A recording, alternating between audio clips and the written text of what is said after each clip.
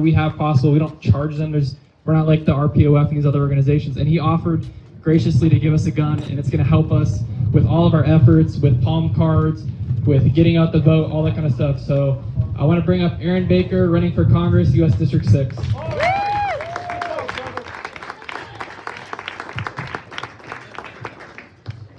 Well, most of you can't vote for me. Even Tom Vale, that's from Lake County, can't even vote for me because my congressional district goes from northeast Lake County, Volusia County to Daytona Beach, Flagler County up to St. Augustine, back to the villages in Putnam County.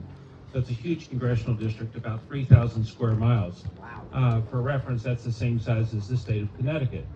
So I have a lot of space to cover, and my 2019 Suburban now has about 215,000 miles on it. And somebody asked me the other day, well, what are you doing about gas prices? Well, there's not a lot I can do about gas prices at this present point, but it is what it is. I really appreciate being here. I appreciate being a part of the Republican Liberty Caucus. When you have 6 different RECs to contend with, you can imagine how kind of screwy that gets. Some of the people don't want to let you in the door. Some of the people are the, big establishment people. So I decided that, I was going to get involved with the Republican Liberty Caucus because I do believe in their underlying mission, and that is to promote the Constitution of the United States. When you are elected to whatever position that you're elected to, you put your hand on the Bible and you swear to preserve, protect, and defend the Constitution of the United States. This is not rocket science. This is black and white. It's written down for us. Shall not be infringed is the Second Amendment. That's exactly what it says. So all of the red flag laws that we've passed and my primary opponent worked for, these things are unconstitutional. And at some point, we may need to have a tough discussion about, what's right and what's wrong.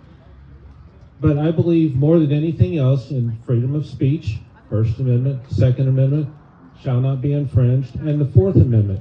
All of these flock cameras that we have all around the state, no one's paying attention to it, and little by little, all of our freedoms, all of our liberties are being taken away. And no one's going to stand up for us. The RPOF sure as hell is not going to stand up for us. Where's Kathy? There's Kathy. Hi, Kathy. Public enemy number 1, Kathy Chamberlain. So if you saw my petitions going around, there were 2 of us, myself and Marcus. Marcus is running for the 9th Congressional District, which is South Orlando. We do a lot of events together. We were at the RPOF Quarterly back in October, November. And there were protesters across the street that said, "Fire Evan Power."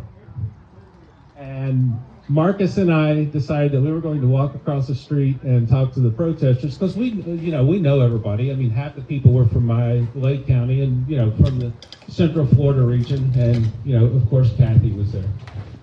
And so we didn't think anything else about it. They were having a District 6 caucus meeting at the RPOF. So I went and spoke there and then, went on my merry way. Go in January to email and sign up for the RPOF Quarterly because you still have to play nice. I mean, if you're running for an office, you still have to play nice with the crazies, okay? Mm-hmm. And, I'll get an email back, okay, blah, blah, blah, blah, blah. We'll see you on X date. No problem. And then the day before the RPOF Quarterly, I get an email, "We're sorry, because of your affiliation with groups hostile to the RPOF, you are not allowed to attend." So I, of all people, understand what we're up against. And Evan Power called me personally, and he said, "You don't understand the radical left that how demented these people are. So I would like for you to all meet Kathy Chamberlain, who's public enemy number one. She really is a sweetheart. Yes, and her book, I have both of her books, Rules for Rhinos and Rules for Deplorables. Great book. The reason that I'm here today is because every single person here is registered to vote, correct? Is there anyone here that's not registered to vote? Okay, every single person here can sign a candidate petition to help myself and Marcus get on the ballot. Because it's redistricting, you can live anywhere in the state of Florida, and we both need 2,564 candidate petitions signed. We're helping each other work toward that goal so that we don't have to pay what the RPOF wants us to pay or what the state of Florida wants us to pay, which is $10,440. Wow. So when I ran in the special election the first time, I wrote a check. That's not an easy check to write. I'm a small business guy. I get it. It's, times are tough. $10,000 check, no, I don't want to write it. So I appreciate every single person here's help. If you can please, if you haven't signed a petition for myself and Marcus, please sign one before you leave. Right here. And if we run out, don't worry, I have Anybody I that have hasn't plenty signed more them? in the truck. That's the only thing I ask you to do. Also, to help support the Republican Liberty Caucus on this side of the state, buy a raffle ticket for the gun. You might actually win a really cool gun. Yeah. Even if you were just going to donate $20 at the end of this, just to the Republican Liberty Caucus, It's well invested. take a chance. Come on, take a chance. Yes. There you go. There you go. There you go. There you go. $20. It works. $20. Yay. Thank you all. God bless you. I appreciate being here. Yes, ma'am. I just wanted to say it out loud. We've had a lot of people move to the state of Florida.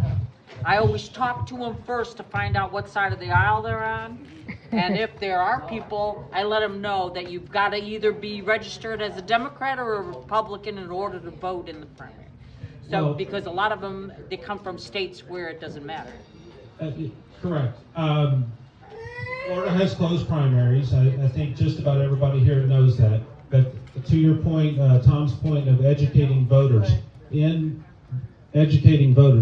if you are registered, no party affiliation, or you're registered independent, you might as well throw that vote away in the primary because it does no good. You have no one that you can vote for.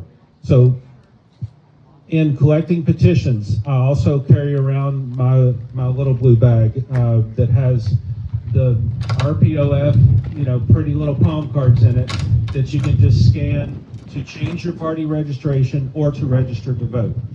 Our election is August the 18th. In the primary, you have until July the 20th to change your party registration or to register to vote.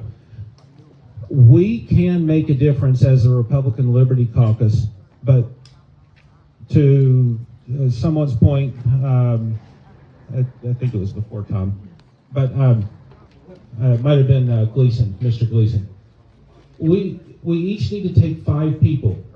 If it's just simply take a picture of a palm card of a candidate that you like and send it to 5 people, we have to take a stand. And if we don't take a stand, we're going to eventually lose our government. We lose one little bit of a right every single day. Flock cameras, Second Amendment, freedom of speech. We have to put our foot down, and now's the time. So God bless you. Appreciate every one of you. If anybody has any questions, I'll be happy to answer it, but Thank you. most of you can't vote for me. Thank you. Thank you.